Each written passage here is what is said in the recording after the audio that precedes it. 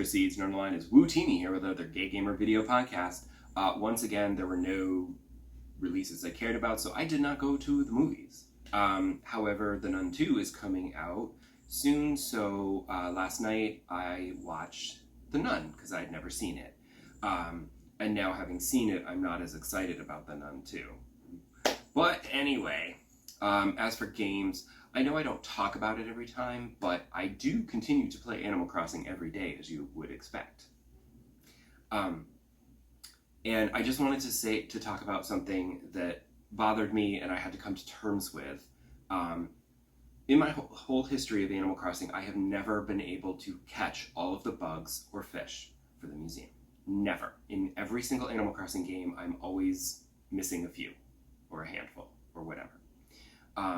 They're the ones that are like only available at like 3 in the morning when I'm not playing, or they're only available the first thing in the morning when I'm not playing, or they're just super rare and hard to find, and only show up for like one day of the year, you know.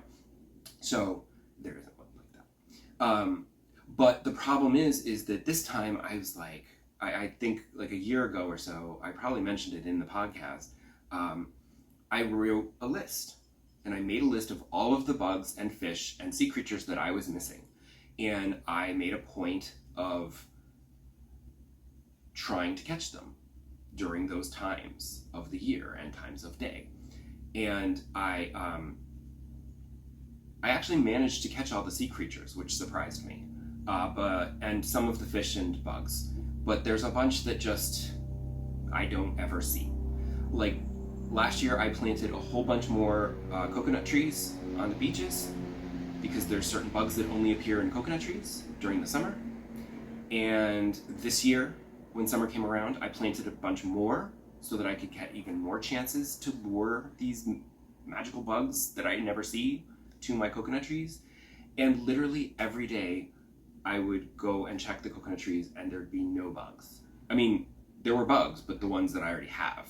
None of the new ones ever showed up. And like a few times over the summer, I would play late at night when they would supposed to show up, and I would do multiple laps around the island, walking up and down the beaches, looking at all the coconut trees, nothing. So I was just like, I was getting frustrated.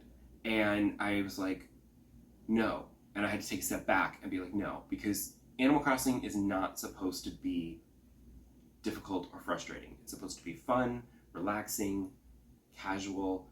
So I basically just had to take a step back and say, I'm not catching these bugs. August is over. I don't get to catch any of those like 4 or 5 bugs until next year now. So it's not happening.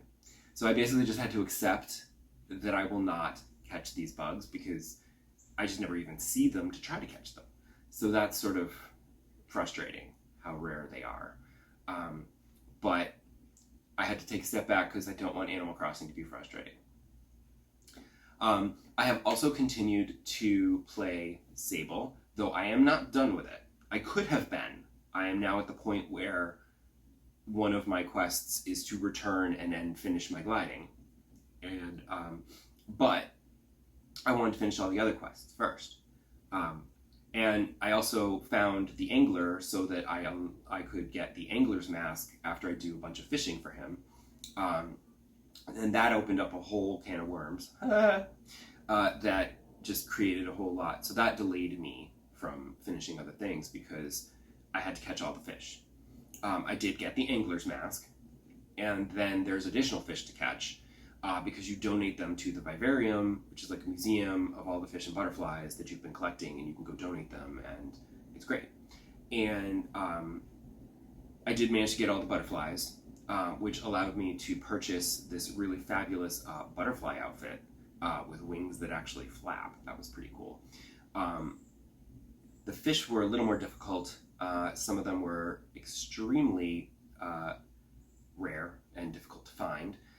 But the other problem with the fishing is that that's where the game got really buggy.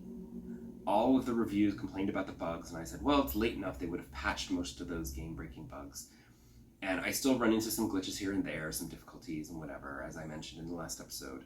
But here, the fishing was really buggy. Like, first of all, they don't teach you, there's no instructions on how to fish. So, like, I cast my line out into the sand, and then you press the square button to hook it, and then the fish just goes back and forth across the screen, and I'm trying to press a button. I thought I had to press the button when it goes through the box in the center, but it turns out you're supposed to move the box with the joystick to hover it over top of the fish and follow it back and forth. And I'm just like, oh, you didn't tell me that. So I messed up like a whole bunch of times before I finally went online to look up how to fish. And then they also were like, this is how you do it, but you also might want to turn on easy fishing in the options, because then you can never lose the fish, because otherwise if you take too long and you can't catch it, it gets away. And they're like, just turn on easy fishing, it'll make it a lot less stressful and annoying. And I was like, yes, I will do that. So I caught all the fish, and now I looked at the trophies, and I am actually only missing, at this point, I am only missing 3 trophies. Now, I am not a trophy hunter normally, but in this case, they're kind of doable. Obviously, one of the trophies is finishing your gliding and the game story.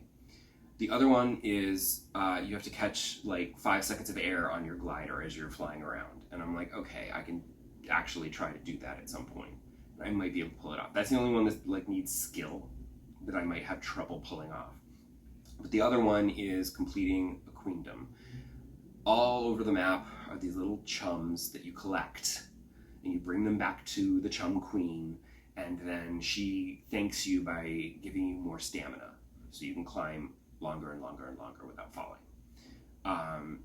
And there's just one more batch of chums. I've looked online, and apparently there's like 165 chums all over the map, which is like insane. But for the trophy, you only need 100. And I've been running around and trying to look in places and get more and more chums. And I have gotten to the point now where I'm at like 90 or 91. So it's like within reach. I just need to like find the rest of them. And I have a map of chums, and I'm comparing it to my map and seeing which ones I haven't gotten yet, so that I can like,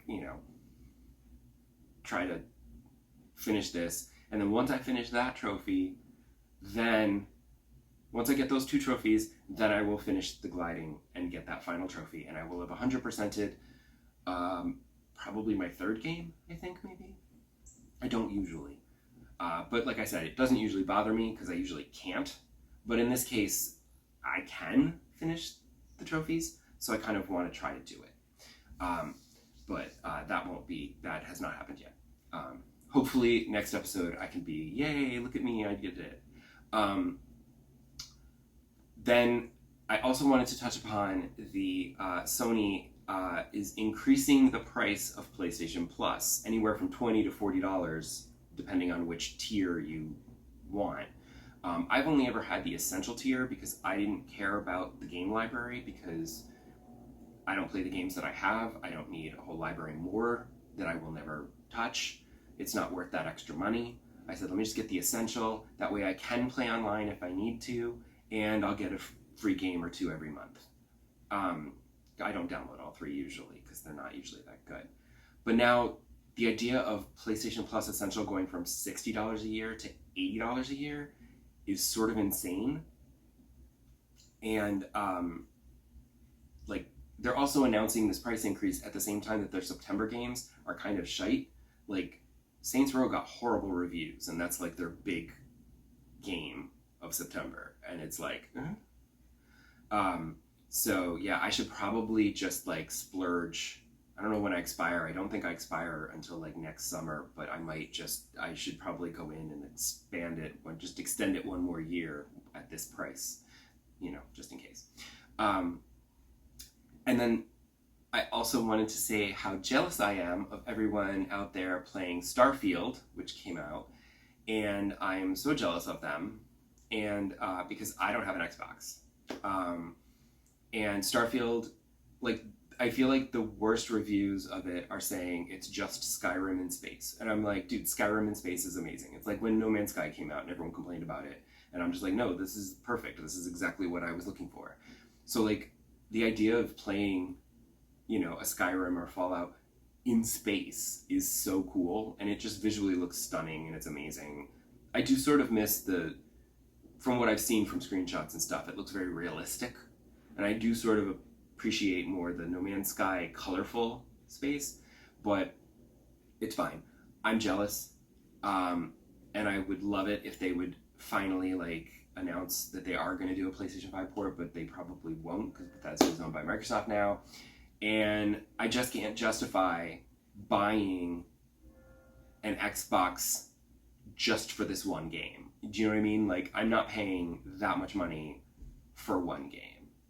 And that's just sort of lame. So, boo. But come back next episode and I will have finished Sable and started something else. See what it is next time. Bye!